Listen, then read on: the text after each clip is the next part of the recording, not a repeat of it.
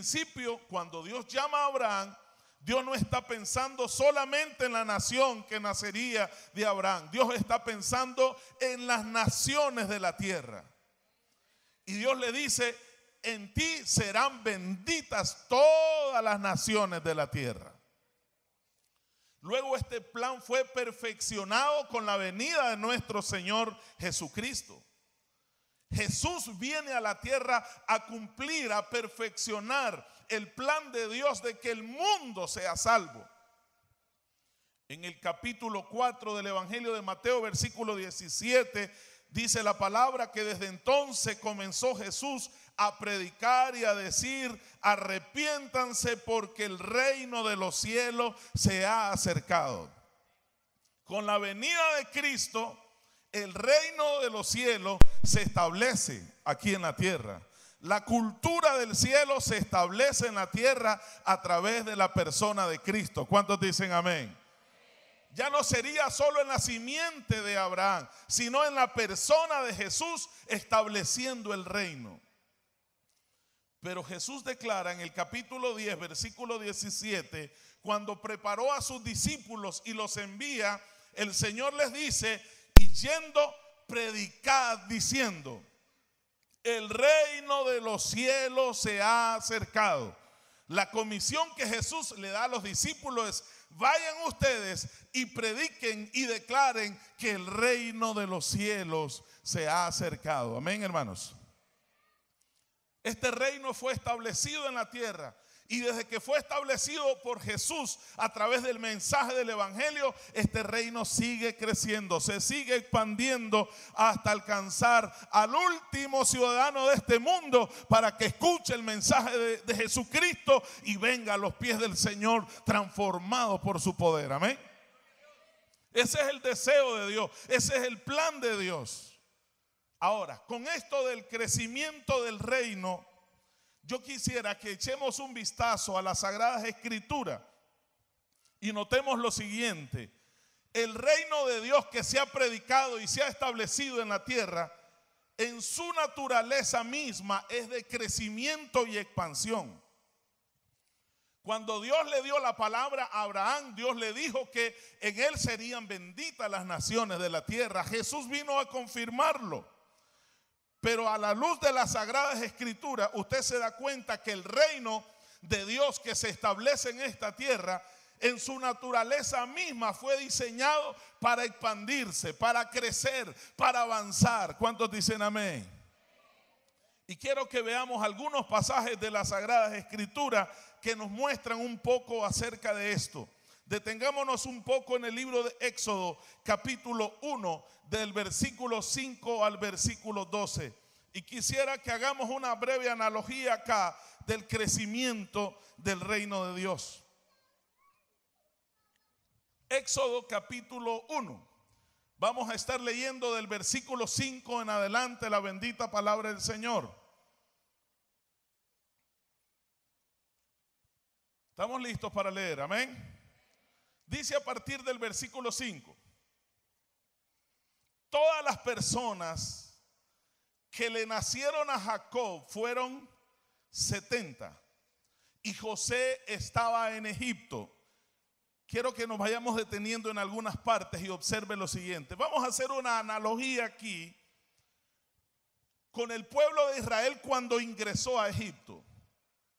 La familia de Jacob que ingresó a Egipto, dice la Biblia que fueron ¿cuántos? 70. Vamos a hacer una relación con una iglesia. Estaríamos hablando de la membresía de una iglesia. ¿De cuántos miembros estamos hablando en este caso? Si estamos haciendo una analogía de esto, estaríamos hablando de una iglesia de 70 miembros. Pero vea el asunto. Y murió José y todos sus hermanos y toda aquella generación. Es decir, los miembros fundadores se murieron. Todos los viejos se murieron. ¿Qué pasaría si una iglesia no crece cuando se mueren los viejos? Se murieron los primeros creyentes. ¿Qué pasaría con esa iglesia? estaría en riesgo a desaparecer. Porque todos los miembros que una vez se convirtieron, murieron, se acabaron.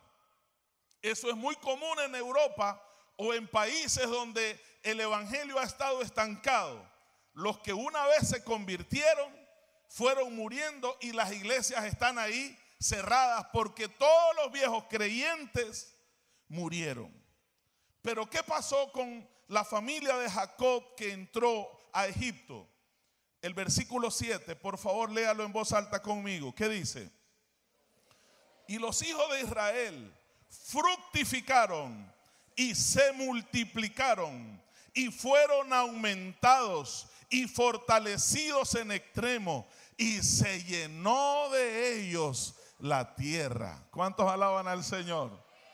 ¿Qué pasó con esa iglesia? Los viejos murieron. Pero luego vino una nueva generación de hijos, una nueva generación de creyentes, diríamos. Y aquella iglesia que era de 70, ocurrió un fenómeno poderoso ahí. Dice el texto que fructificaron y se multiplicaron. ¿Cuántos alaban al Señor, hermanos? Dios nunca ha diseñado algo que sea estéril. Dios nunca ha diseñado algo que tiende a morir. Aquella familia que entró, que eran solamente 70, pasó algo. Se fructificaron, dice la Biblia, y se multiplicaron y fueron aumentados y fortalecidos en extremo. Los que tienen más años de ser evangélicos en este país podrán recordar cómo estaba el evangelio en aquellos años. ¿Qué tanto se oía hablar de los evangélicos? ¿Qué tanta influencia tenían los evangélicos? Probablemente era muy escaso. Pocas iglesias, iglesias pequeñas, y el evangelio no tenía trascendencia en la sociedad. Después de algunos años, ¿qué ha pasado en Nicaragua? La iglesia ha ido creciendo, la iglesia ha ido avanzando. Los cristianos están tomando los lugares que Dios ha preparado en los diferentes roles de esta sociedad. Porque la iglesia portadora del reino ha sido diseñada para crecer, para multiplicarse en el nombre de Jesús. Y oramos para que no pase en Nicaragua como pasa en otros países, de que las iglesias están llenas de señores adultos que una vez que se murieron hay que cerrar la iglesia porque ya no hay más miembros. Nosotros estamos creyendo que detrás de los hermanos mayores viene una generación de jóvenes, viene una generación de niños y nueva gente que se estará agregando al reino de Dios, y de esta manera el reino de Dios se seguirá extendiendo por todos lados. ¿Cuántos bendicen al Señor?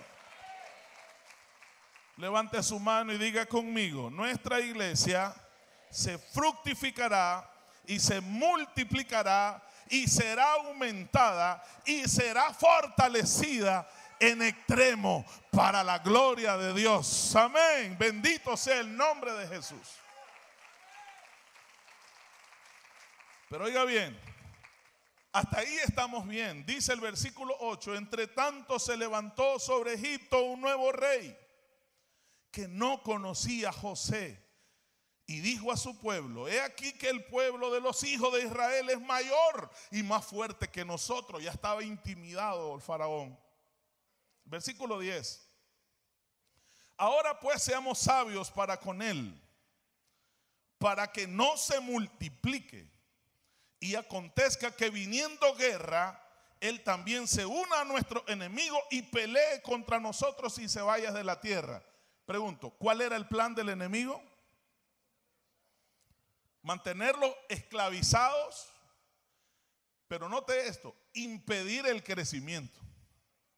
El plan del faraón era que no siguieran multiplicándose, porque dice: si estos crecen un poco más, vamos a estar en problemados nosotros. Hagamos algo para que este crecimiento se pare, para que este crecimiento no siga. Si usted revisa la historia, siempre Satanás se ha levantado contra la iglesia. Siempre Satanás ha tenido las intenciones de detener el avance de la iglesia. Quizás cada pastor tiene una historia aquí, las luchas que ha enfrentado, los problemas que ha pasado la iglesia, porque a la voluntad de Satanás es que en Nicaragua no exista una iglesia y que las que están estén estancadas, estén detenidas, estén dormidas y estén muertas. Ese fue el plan con la familia de Jacob. Y dice el versículo 11, entonces pusieron sobre ellos comisarios de tributo que los molestasen con sus cargas, y edificaron para Faraón las ciudades de almacenaje, Pitón y Ramesés. El 12, léalo conmigo en voz alta. ¿Puede hacerlo? Dice, pero cuanto más los oprimían, tanto más se multiplicaban y crecían, de manera que los egipcios temían a los hijos de Israel. ¿Cuántos alaban al Señor en esta mañana? No importa lo que el diablo haga, no importa lo que Satanás intente, la iglesia de Jesucristo ha sido diseñada para avanzar, para crecer, para desarrollarse en medio de cualquier adversidad. Hay iglesias que sufren crisis tremendas, divisiones, conflictos internos, desánimos, líderes que están apagados. Y yo sé que algunas veces los pastores tenemos miedo y pensamos como que esto se va a caer, esto no va a funcionar. Pero quiero decirle, hermanos, que el pueblo de Israel se multiplicó en un contexto de esclavitud, de opresión. Ahí no se detuvo el plan de Dios. No importa lo que la iglesia esté pasando ahora, esa iglesia ha sido diseñada para crecer, para multiplicarse, para expandirse, para seguir avanzando para la gloria de Dios. Amén, hermanos. Yo no sé si usted se puede dirigir al que está al lado suyo y dígale, hermano, no tenga temor lo que esté pasando. Dios lo ha diseñado todo, lo ha preparado todo para que la iglesia crezca. ¿Cuántos están contentos esta mañana? En este pasaje que acabamos de leer entonces refleja una historia que el pueblo vivió, pero que a la vez tiene un mensaje donde refleja el plan de Dios, el plan de crecimiento y de avance de Dios. Quiero que vaya ahora a Levíticos, capítulo 26. Vamos a leer del versículo 6 al versículo 9. Antes de hablar, o quizás más que hablar de estrategias, donde sí haremos referencia alguna, quisiera que veamos a la luz de las escrituras que en el plan de Dios está diseñado el crecimiento de su reino, está diseñado el crecimiento de la iglesia. Levíticos, capítulo 26. Bendito sea el nombre del Señor. Vamos a estar leyendo algunos versículos ahí y por favor préstele atención. Cuando Moisés le estaba declarando las bendiciones de la obediencia al pueblo, señaló algunos aspectos que quisiera retomemos esta mañana. A partir del versículo 6 dice la palabra del Señor: y yo daré paz en la tierra, y dormiréis y no habrá quien os espante. Y haré quitar de vuestra tierra las malas bestias, y la espada no pasará por vuestro país. El versículo 7, léalo en voz alta. Y perseguiréis a vuestros enemigos y caerán a espada delante de vosotros. La iglesia no está diseñada para vivir en esclavitud y bajo opresión del enemigo. La iglesia ha sido establecida para ejercer dominio y para someter al enemigo. ¿Cuántos creen eso? No importa los demonios que se mueven en la ciudad o en nuestro barrio, la iglesia tiene autoridad para destruir al enemigo y para someterlo. ¿Cuántos creen eso? Dice el versículo 8: 5 de vosotros perseguirán a 100, y 100 de vosotros perseguirán a ¿cuánto? 10,000. y vuestros enemigos caerán a filo de espada delante de vosotros. ¿Cuántos dicen amén? Yo quisiera que usted haga un acto profético en esta hora. Se ponga sobre sus pies en el nombre del Señor y usted declare: el Señor ha puesto a mis enemigos debajo de mis pies. Puede hacerlo en esta hora. El Señor ha sometido a mis enemigos debajo de mis pies. Dios nos da el poder para perseguir al enemigo y para someterlo y para destruirlo y para desalojarlo en el nombre de Cristo Jesús. ¿Cuántos creen eso en esta hora? Ahí con su mano levantada diga conmigo: la iglesia tiene autoridad sobre toda potestad y sobre todo principado en el nombre de Cristo Jesús. Amén. Dele una ofrenda de palmas al Señor. Gloria a Dios.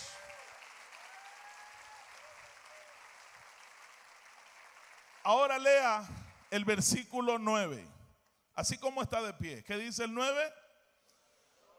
Porque yo me volveré a vosotros y os haré crecer y os multiplicaré y afirmaré mi pacto con vosotros. ¿Cuántos alaban el nombre del Señor?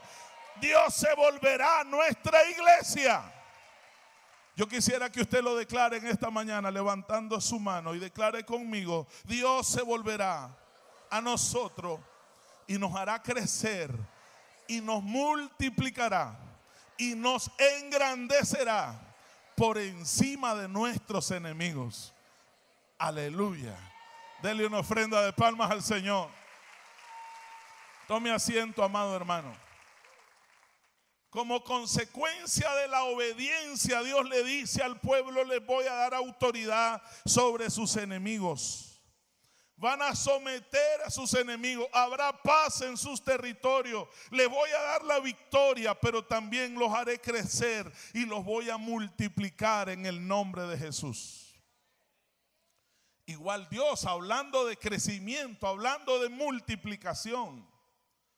Así que no importa la iglesia cuán pequeña sea, en su naturaleza fue diseñada para crecer.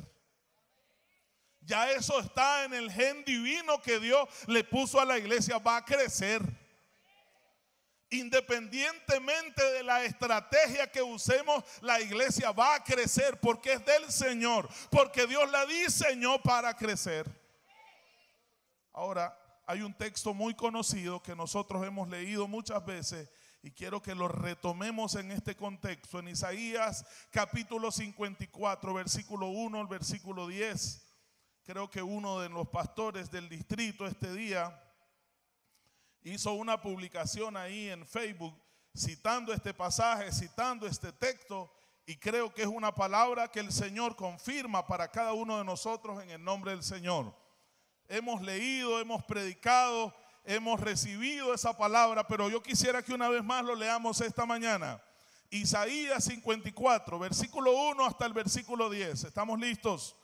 Dice: regocíjate, oh estéril, la que no daba luz, levanta canción y da voces de júbilos, la que nunca estuvo de parto, porque más son los hijos de la desamparada que los de la casada, ha dicho Jehová.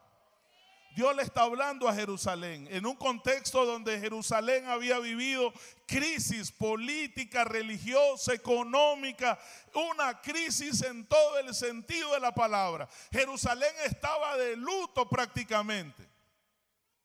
Pero ¿sabe lo impresionante de esto? Dios le dice: regocíjate, alégrate, canta, celebra. Una mujer que no ha podido parir un hijo probablemente no esté muy feliz y muy contenta. Está triste porque no ha procreado. Yo sé que muchas mujeres oran pidiéndole a Dios descendencia. Igual pasa en la iglesia. ¿Qué tal cuando en la iglesia no se ha convertido nadie por meses, por años? Y que en vez de que la iglesia crezca va menguando porque los hermanos se están yendo, se están muriendo, se están descarriando. Y a veces ni queremos revisar la lista porque uno dice, me voy a encontrar con la decepción que van a haber menos de los que estaban el año pasado. Si a usted le pasa esto, dice la palabra del Señor, regocíjate, iglesia estéril, regocíjate, iglesia que ha estado estancada, alégrate la que no daba a luz. ¿Por qué? La que nunca estuvo de parto, porque sabe, dice la palabra, porque más son los hijos de la desamparada que de la que está casada, la que tiene un esposo.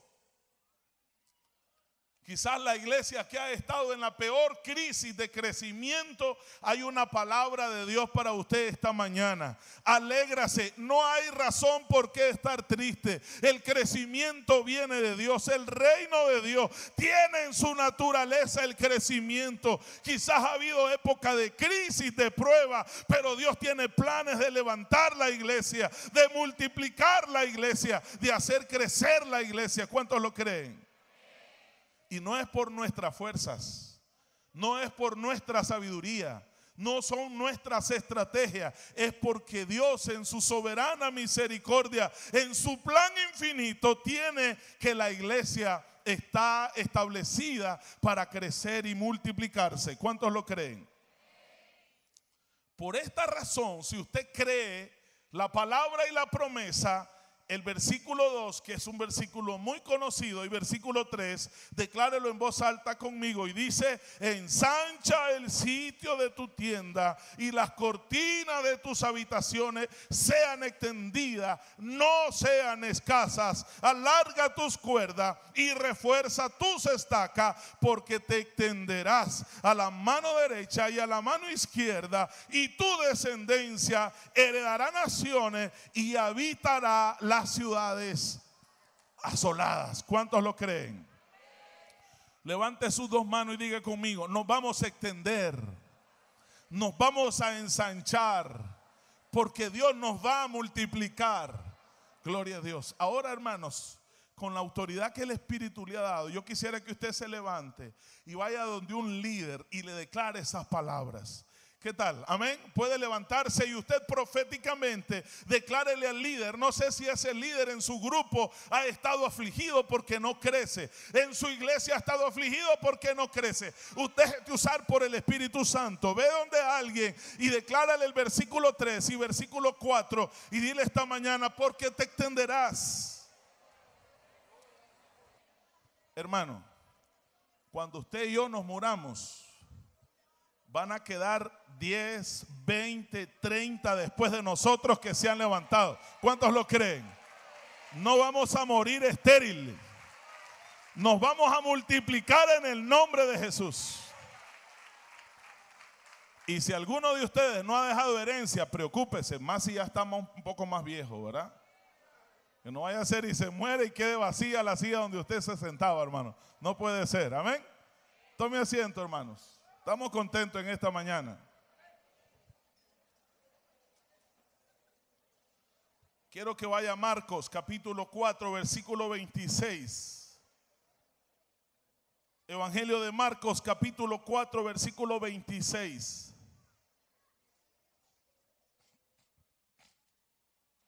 Dice la palabra del Señor. Decía además: así es el reino de Dios como cuando un hombre echa semilla en la tierra y duerme y se levanta de noche y de día, y la semilla brota y crece sin que él sepa cómo. No sé si usted entiende eso. No sé cómo. Mi trabajo es predicar, mi trabajo es hacer la obra. El resto yo no sé cómo Dios lo va a hacer. Dice el versículo 28: porque de suyo lleva fruto la tierra. Primero hierba, un campito, ¿verdad?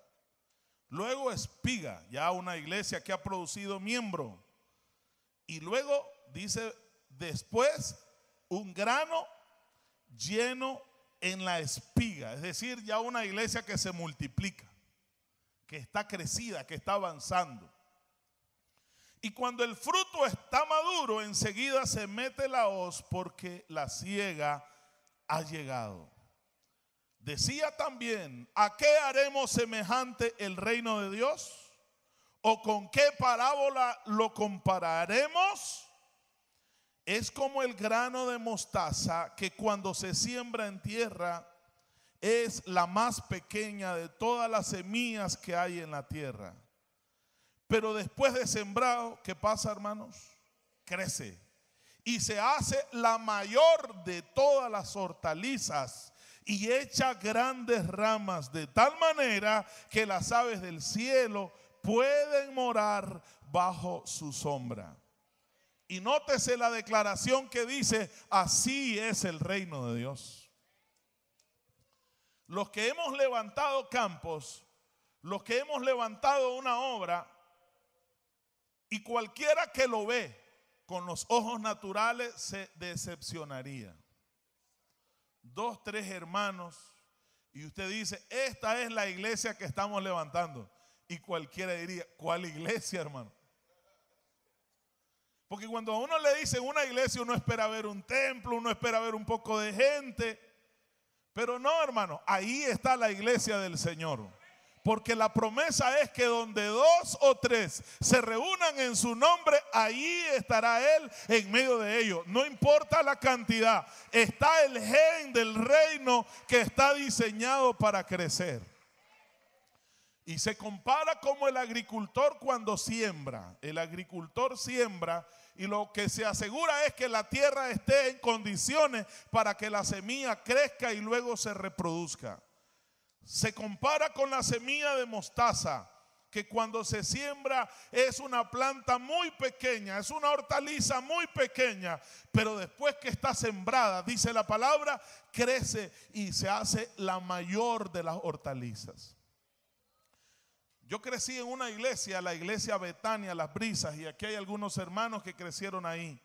La iglesia Betania, Las Brisas, fue fundada por los misioneros cuando viajaban de Corinto hacia Matagalpa y pasaban ahí en carreta o en caballo, y donde ellos hacían estaciones que les agarraba la noche, se hacían amigos de familia, le predicaban, y ahí hubo una familia, la familia Espinosa, que fueron los primeros que recibieron el evangelio en esas comunidades. Y empezó la iglesia Betania, Las Brisas. Cuando nosotros llegamos como en el 86, ya tenía muchos años de existir. Y el templo que todavía está ahí, el primer templo, un templito pequeñito, probablemente de frente unas 4 o 5 varas por unas 10 de fondo, chiquitito el templo. Y nos alegrábamos cuando se llenaba el templo, 40 miembros. Era una iglesia grande, hermanos. Y estábamos felices porque el templo estaba full. Decía, hoy el templo estaba llenísimo, gloria a Dios. Pero después, cuando llegó uno de los pastores, el reverendo Manuel Dávila, la iglesia ahí sí realmente se comenzó a llenar, que ya se quedaban afuera, y se emprendió el proyecto de un nuevo templo. Y ahí está el templo chiquitito, probablemente alcance 4 veces dentro del nuevo templo que se construyó. Y yo recuerdo que algunos de los viejos que eran miembros en esa época, oí que hablaban del pastor diciendo, el pastor está loco. No sabe lo que cuesta construir un templo, hacer semejante templo de puro gusto. Así era la mentalidad de nuestros primeros líderes. Pero luego ese templo se convirtió también en un templo pequeño, porque de todas las comunidades de alrededor comenzó a llegar gente, hermanos, a salvarse, gente a recibir a Cristo, personas que uno nunca se imaginó verlos en una iglesia. ¿Sabe? Así es el reino de Dios. Yo no sé cuántas de las iglesias que están acá recuerdan sus inicios, cómo era. ¿Cómo fueron? ¿Cuántos miembros eran? ¿Qué tamaño era el templo? ¿Cuántos miembros tenían? Y lo más seguro que todos coincidimos que era una iglesia muy pequeña. Era una congregación de pocas personas.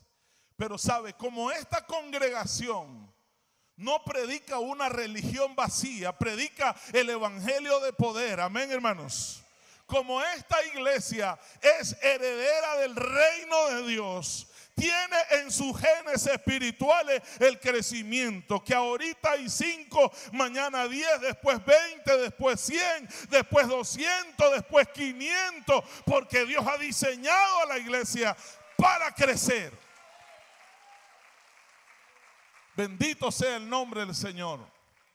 Y nuestro distrito está enfocado en ese plan de crecimiento. El año pasado crecimos más del 30%, todas las iglesias en conjunto.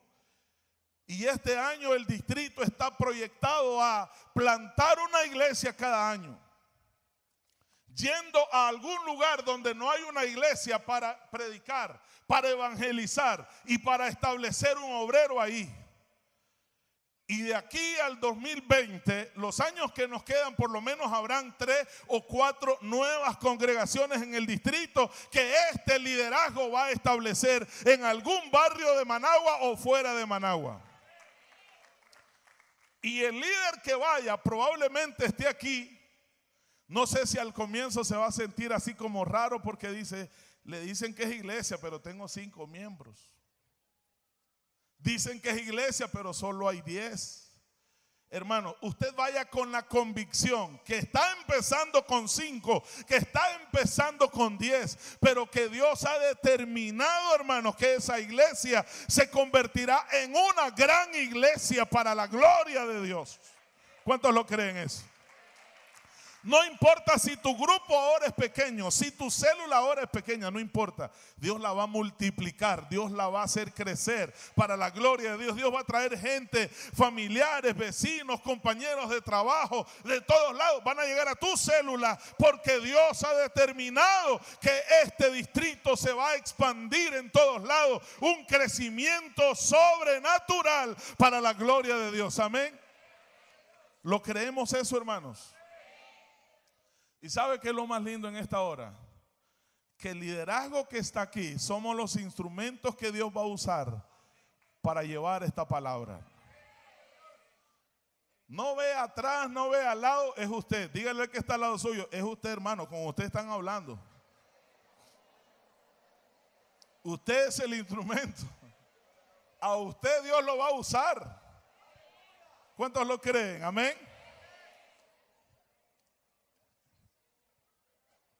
Y quiero terminar en estos textos con Apocalipsis capítulo 7, versículo 9.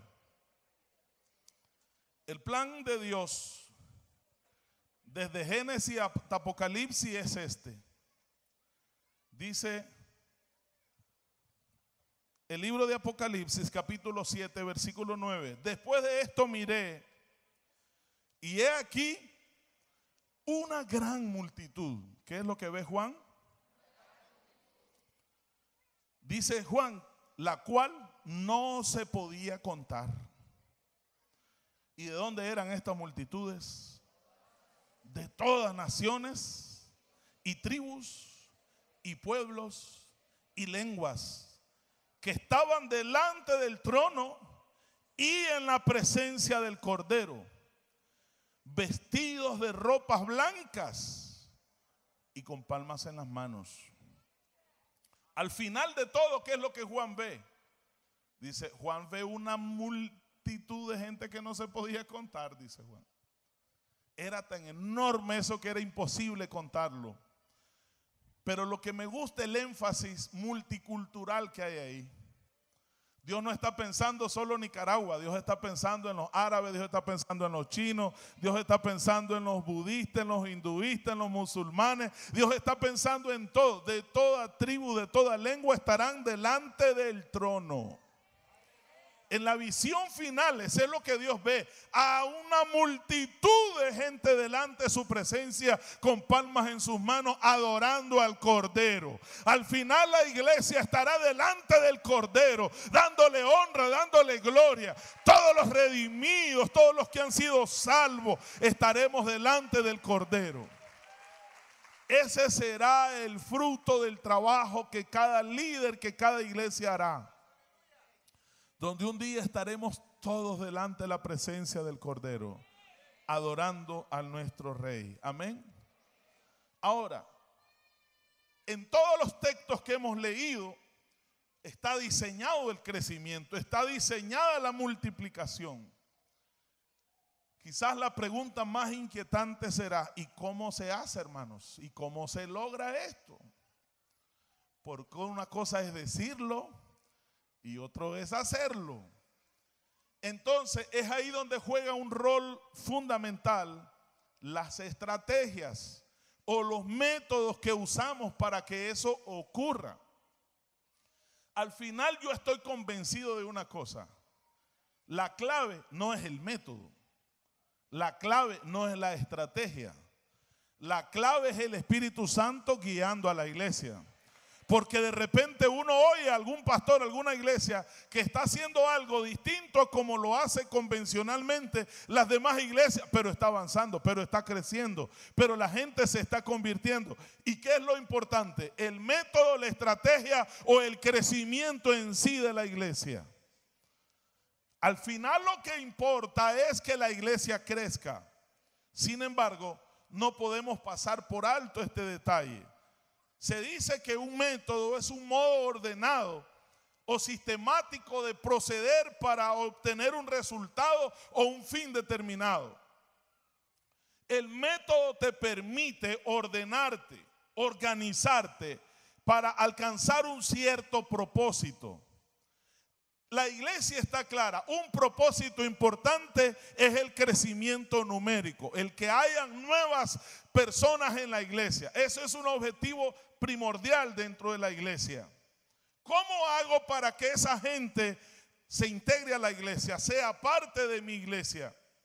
Ahí es donde está entonces el método o la estrategia que usted como pastor o usted como líder va a implementar para que eso ocurra.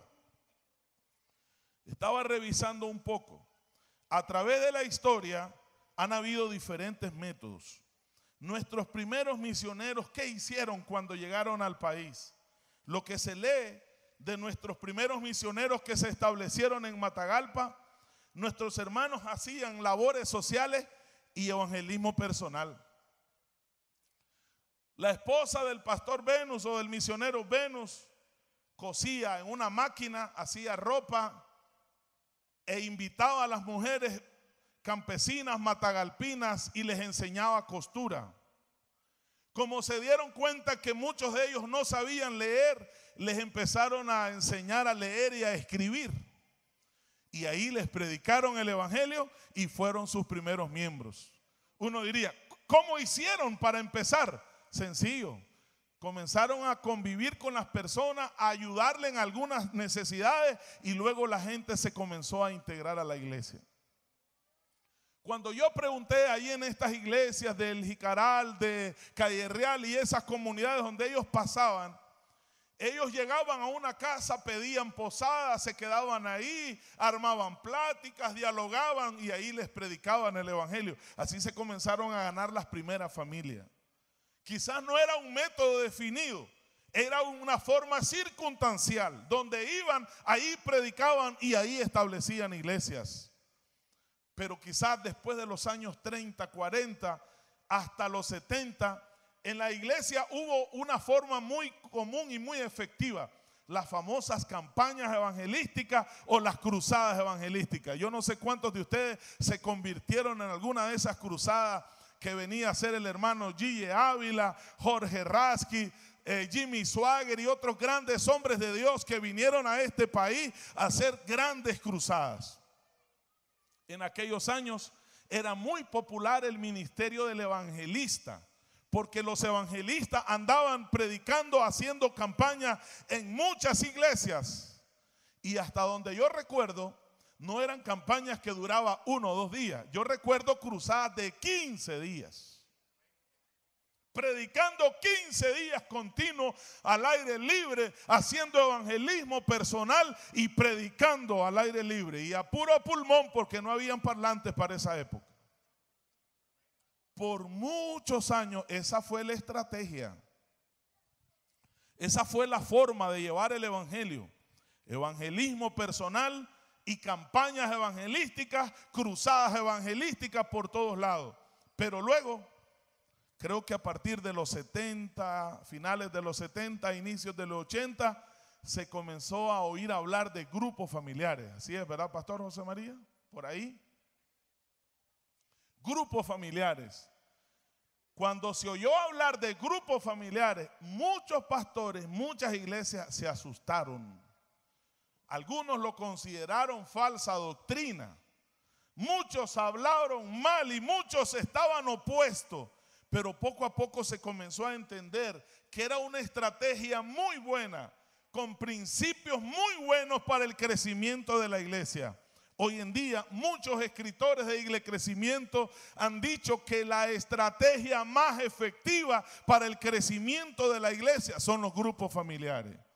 Y muchas iglesias de nuestro distrito tienen grupos familiares, solo que en algunos casos conocidos con nombres diferentes, pero el trabajo es el mismo. La iglesia organizada en grupos pequeños en las casas, predicando y siguiendo el principio del Nuevo Testamento, y por las casas y en el templo no cesaban de predicar y enseñar a Jesucristo. Pero luego después, creo que ya después al final de los 90 se comenzó a oír hablar modelo de Jesús.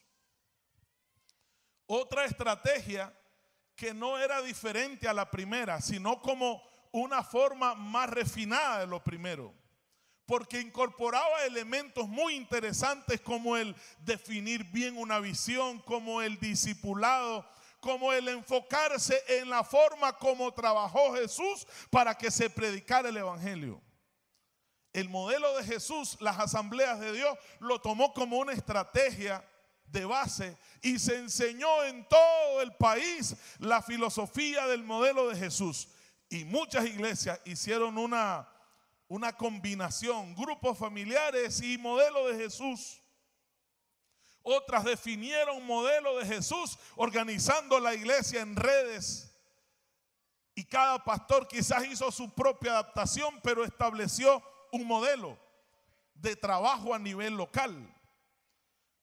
Y el modelo de Jesús para muchos se convirtió en una gran bendición, porque dentro del modelo de Jesús se comenzó a hacer cosas, lo que se le llamó como el proceso del discipulado, desde que se ganaba una persona hasta enviarlo a servir. Y en ese proceso de discipularlo estaba aquella actividad preciosa que le hemos llamado encuentros o retiros. Aunque a mí me sorprendía cuando algunos pastores, alguien les preguntaba, ¿y qué modelo estás usando? Y algunos decían, el modelo de los encuentros. Estoy usando el modelo de los encuentros. Pero realmente un encuentro no es una estrategia en sí, sino que es parte de todo un sistema. ¿Está escuchando eso, verdad? Entonces, pero los pastores que entendieron bien todo el sistema, lo enseñaron, lo implementaron, y en sus iglesias ha sido una gran bendición. Pero luego, y yo creo que en los últimos años ha habido como un aceleramiento en algunos recursos más que la iglesia tiene para el crecimiento del reino. Se ha hablado de evangelismo 5 estrellas. ¿Cuántos participaron en el seminario Evangelismo 5 estrellas o evangelismo en un minuto? Levántenme la mano los que participaron de ese entrenamiento. Poquitos. Yo pensé que todos.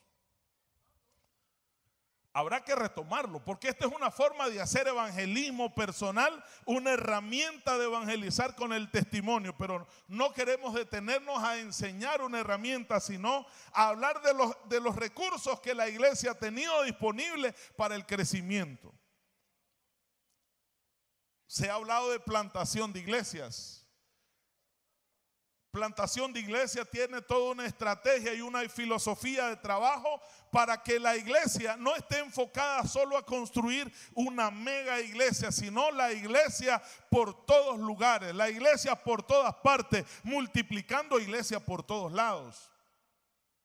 Y hay una serie de herramientas disponibles para que la iglesia local se multiplique plantando nuevas iglesias. En este tiempo se está hablando de otro recurso conocido como invasión del amor de Dios. Invasión del amor de Dios es un recurso evangelístico que recoge varios de los elementos que ya hemos mencionado, como el evangelismo, como las cruzadas, como la oración, la guerra espiritual, a fin de que las almas vengan a los pies de Cristo. La mayoría de las iglesias de Managua en este preciso momento están involucrados en el recurso invasión del amor de Dios. Los pastores que dicen, bueno, a mí me parece que este es un elemento poderoso que va a ayudar a que la iglesia siga creciendo, lo toma, lo implementa, lo enseña y comienza a trabajar con la confianza de que Dios va a hacer cosas extraordinarias a través de este recurso. Pero han habido otros recursos como los medios tecnológicos, los que se han convertido en una herramienta para la evangelización y el crecimiento de la iglesia. Estamos hablando de las radios, redes sociales, páginas web, etcétera, usando la tecnología para la evangelización y la predicación del evangelio. Y en eso la iglesia anfitriona, la iglesia Casa de Mi Gloria, nos ha enseñado una gran lección. Es una iglesia que explota muy bien los recursos tecnológicos, los medios tecnológicos, con sus programas radiales, en las redes sociales, compartiendo el mensaje por todos lados. Amén, hermanos. ¿Quién no conoce al pastor Natán? Porque mucha gente lo escucha a través de la radio. Quizás muchas iglesias del distrito no hemos incursionado en esta área, pero estamos confiando que Dios en poco tiempo permitirá que cada pastor de las iglesias del distrito al menos tendrá programas en su radio. Y yo sé que muchos estarán ya usando las redes sociales predicando el evangelio. Amén, hermanos. Pero vamos a ir hacia adelante en el nombre de Cristo Jesús. Y quizás puedan haber otras estrategias más. Cada pastor hace sus propias adaptaciones y dice, esta es mi forma de trabajo. Quiero terminar con esto, amado hermano. Pueden haber muchas estrategias que ya han existido u otras que Dios va a traer. La efectividad de lo que hagamos dependerá de varias cosas y quiero hacer algunas recomendaciones alrededor de esto. Número 1. Hay que estar apasionado por extender el reino de Dios y salvar las almas. Si no tenemos pasión por ello, aunque el método sea efectivo, no va a funcionar. ¿Está escuchando eso, hermano? Aunque usted tenga el método más efectivo de evangelismo y crecimiento, pero si usted como líder no está apasionado por Dios y por la salvación de las almas, hermano, las almas que se salvan es porque el Espíritu Santo las convenció, las llevó a la iglesia y hasta se le pasaron al frente a arrodillarse. Pero no es porque es el resultado del trabajo suyo como líder alcanzando a esas personas. Debemos de estar apasionados. 2. Debemos de definir bien qué estrategia vamos a utilizar. De todas las opciones que hay, ¿cuál es la que usted está usando? ¿Cuál es la que usted va a usar? 3. Que el Espíritu Santo nos guíe para usar la estrategia adecuada. Es muy importante esto, porque vamos a oír distintas ofertas. Que tal iglesia lo está haciendo de esta manera, que tal iglesia lo está haciendo de esta forma, pero ¿cuál es la forma que Dios lo está guiando a usted para hacerlo? Cada pastor, cada líder debe estar convencido, porque si no, ahorita tomamos una, pero mañana me dijeron de otra, entonces vamos para la otra. Y como miramos que no funciona bien, pero oí que luego hay otra y vamos para otra, y luego la iglesia anda perdida. Yo no sé qué método usamos, hermano. Aquí usamos cualquiera que venga es bueno. Pero el pastor y el líder debe estar claro de cuál va a usar. Que el Espíritu Santo lo guíe para que usted use el recurso correcto para el crecimiento de la iglesia. Amén. 4ª recomendación, conocer y entender bien la estrategia que vamos a implementar. Porque si hemos adoptado una y usted no la entiende, usted no la conoce bien, pregunto, ¿qué le vamos a enseñar a los líderes? ¿Cómo vamos a guiar a la gente para que trabaje de esa manera? Cada pastor tiene la responsabilidad de entenderla, conocerla, pero además de esto, enseñarle a la iglesia y decirle: esta es la estrategia, de esta manera vamos a trabajar, así vamos a hacer el trabajo, de esta manera Dios nos está guiando para el crecimiento de la iglesia. No importa si no es una forma conocida, pero si el Espíritu Santo lo está guiando y usted dice: esto es, por ahí váyase en el nombre del Señor, y Dios lo va a respaldar. Amén. Otra recomendación: busquemos asesoría con los demás pastores o ministerios, seamos humildes, porque de repente no queremos como dar el brazo a torcer y uno cree que se la sabe, y aunque no esté ganando a nadie, aunque la iglesia no esté creciendo, no le pregunta a nadie, solo por orgullo. No, hermanos, abra su corazón, pregunte, consulte con los demás pastores, con las demás iglesias. Pero también aquí viene una recomendación: estemos dispuestos a compartir con otros los que Dios nos ha dado, porque de repente habrán pastores o iglesias, como decimos popularmente, no dan la piedra, hermanos, no le ayudan, no lo asesoran. Las iglesias que están creciendo debemos de estar dispuestos, abiertos a ayudarle a aquellos que quieran, a aquellos que pregunten, a aquellos que necesitan, a aquellos que requieran de orientación. Y yo sé que algunas iglesias de nuestro distrito han estado abiertas, no solo en el distrito, sino fuera del distrito, a otras partes, yendo a compartir seminarios y ahí enseñando la estrategia que están usando. Cada iglesia debe estar dispuesta. Si Dios lo está bendiciendo y alguien le pregunta, hermano, ayude. Y termino con esto: si estamos usando una estrategia, si tenemos definido lo que vamos a hacer, solo esperemos en Dios que Él haga lo que tenga que hacer.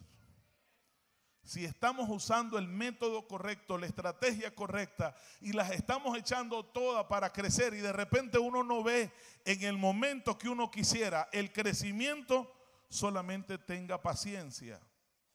Le menciono dos textos bíblicos. Segunda de Samuel 10:12. Dice este pasaje de las Sagradas Escrituras: esfuérzate y esforcémonos por nuestro pueblo y por las ciudades de nuestro Dios. ¿Y qué dice la segunda parte? Y haga Jehová lo que bien le pareciera. ¿Está escuchando eso? Que dice: esfuérzate y esforcémonos. Yo no sé si usted puede ver al que está al lado suyo y le haga la pregunta: ¿te estás esforzando, hermano? Porque hay líderes que quieren que Dios le traiga las almas, que Dios los convierta, que Dios los discipule, que Dios los bautice y todo, hermanos. ¿Qué dice el texto? Entonces, aquel que le preguntó si se estaba esforzando, dígale de nuevo, dele la mano: esforzate, porque yo también me voy a esforzar. Echémosla toda en el nombre de Jesús para que la iglesia crezca. Y la última parte dice: y que Jehová haga lo que Él crea conveniente hacer. Si tu iglesia será de miles, así lo hará Dios. Porque eso es lo que Dios quiere hacer. Y gloria a Dios por lo que está haciendo. Y quisiera que recuerde lo que dijo Pablo, 1 Corintios 3, versículos 6 al 8. Dice Pablo: yo planté, Apolos regó, pero el crecimiento lo ha dado Dios. Así que ni el que planta es algo, ni el que riega, sino Dios, que da el crecimiento. Y el que planta y el que riega son una misma cosa, aunque cada uno recibirá su recompensa. ¿Qué dice? Si usted está trabajando por el crecimiento, va a ser recompensado con crecimiento. Si no está trabajando por el crecimiento, no esperemos que la gente va a venir. Al contrario, se van a ir. Pero si usted está haciendo la parte que le corresponde, tenga la plena seguridad que Dios dará el crecimiento en su tiempo. ¿Cuántos lo creen? Yo quiero invitarle que esté sobre sus pies en esta hora, amado hermano.